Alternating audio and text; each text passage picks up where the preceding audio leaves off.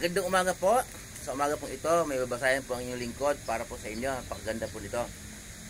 Di ba po yung noong muling nabuhay ang ating Panginoong Hesus, nagpakita siya sa kanyang mga alagad. Pangatlong bisis po niyang magpakita, kasalo po niyang kumain ang kanyang mga alagad sa tabi po ng dagat. Pagkatapos po ng kumain, ito po ang kaganapan.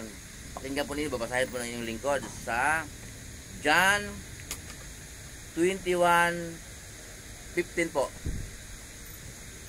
Pagkakain nila, tinanong ni Jesus si Simon Pedro, "Simon, anak ni Juan, iniibig mo ba ako ng higit sa mga ito?" "Opo, Panginoon, alam ninyong mahal ko kayo," tugon niya. Sinabi sa kanya ni Jesus, "Kung gayon, pakainin mo ang aking mga batang tupa." Muli siyang tinanong ni Jesus, "Simon, anak ni Juan, iniibig mo ba ako?" Sumagot si Pedro, "Opo, Panginoon, alam ninyong mahal ko kayo." Sinabi ni Jesus, "Alagaan mo ang aking mga tupa." Pangatlong ulit na nagtanong si Jesus, "Simon, anak ni Juan, mahal mo ba ako?" Malungkot si Pedro sapagkat 3 beses siyang tinanong ng mahal mo ba ako. At sumagot siya, "Panginoon, alam po ninyo ang lahat ng bagay, alam ninyong mahal ko kayo." Sinabi sa kanya ni Jesus, "Pakainin mo ang aking mga tupa. Pakatandaan mo, noong bata ka pa, ikaw ang nagbibihis sa iyong sarili at pupunta ka kung saan mo gusto. Ngunit pagtanda mo, inuunat mo ang iyong mga kamay at iba ang magbibihis sa iyo at dadalhin ka kung saan hindi mo gusto." Sinabi niya ito upang ipahiwatig kung paano mamatay si Pedro at kung paano siya luwalhatiin ng Diyos. Pagkatapos, sinabi sa kanya ni Jesus, "Sumunod ka sa akin." Yun po ang ibig kong sabihin noon. Sinabi ni Jesus kay Pedro 3 ulit na tinanong po siya na, "Mahal mo ba ako?" Nalungkot po si Pedro dahil 3 bisis po Parang iniisip ni Pedro, parang nagdalawang isip, sa akin ang Panginoon. Parang hindi naniniwala ang Panginoon na mahal ko siya, kaya nalungkot po si Pedro. Ang pangatlo pong tanong. Pero pansin po natin nung unang tanong ng ating Panginoon Jesus, "Mahal mo ba ako?" Nung sumagot po si Pedro na, "Opo, Panginoon, mahal na mahal ko kayo." Sabi ni Jesus sa kanya, "Pakainin mo ang aking mga tupa, ang aking mga batang tupa." Ibig po sabihin noon, di ba sabi ko po sa inyo, ang tupa ay simbolo ng anak ng Diyos. Yung kambing naman, simbolo ng anak ng Satanas. Okay, biblical po yun. Kaya sabi po ni Jesus na pakainin mo ang aking mga batang tupa. Ibig po sabihin noon, turuan mo ang aking mga pinili na mga baguhan. Okay, no? Baguhan po yung wala pang alam. Okay, wala pang alam sa salita ng Diyos. Hindi pa nakakarinig ng katotohanan. May narinig silang turo, pero hindi turo ni Jesus.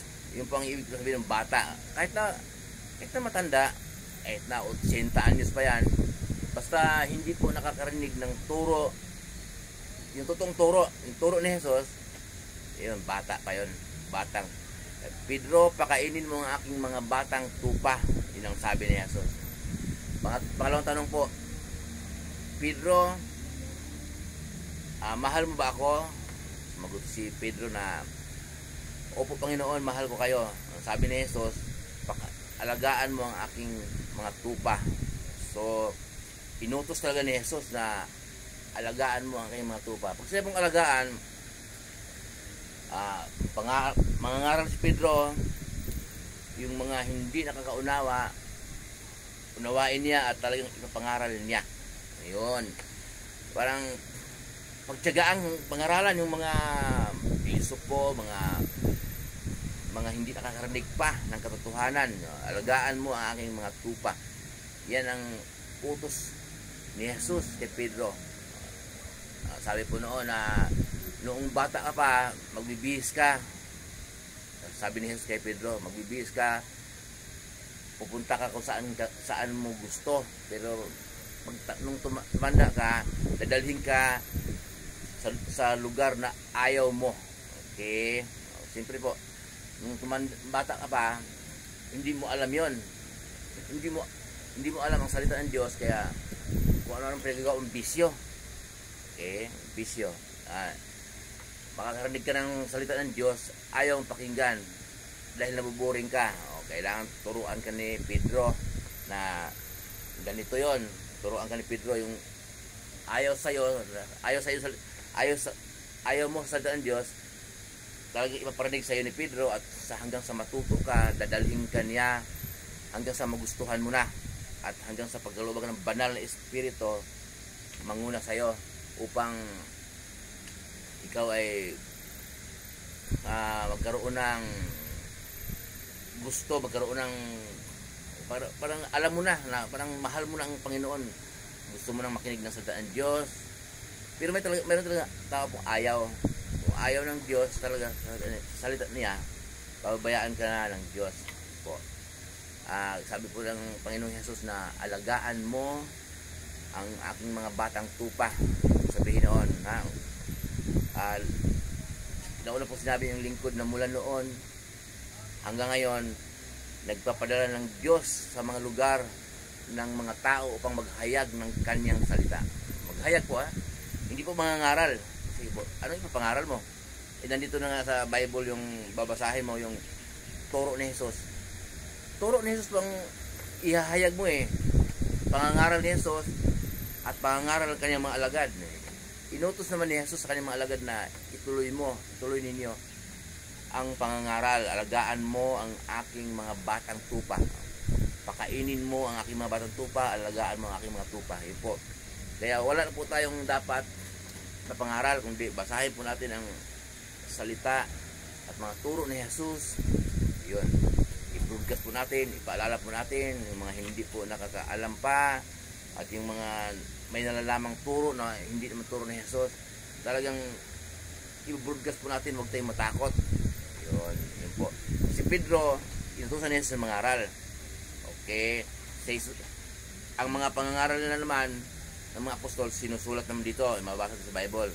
Tayo po naman na nagkaluban ng Diyos ng kaunawaan, ng banal na Espiritu upang makaunawa, i-broadcast po natin. Huwag tayong matakot po. Siyempre, babanggain ka ng mga hindi anak ng Diyos.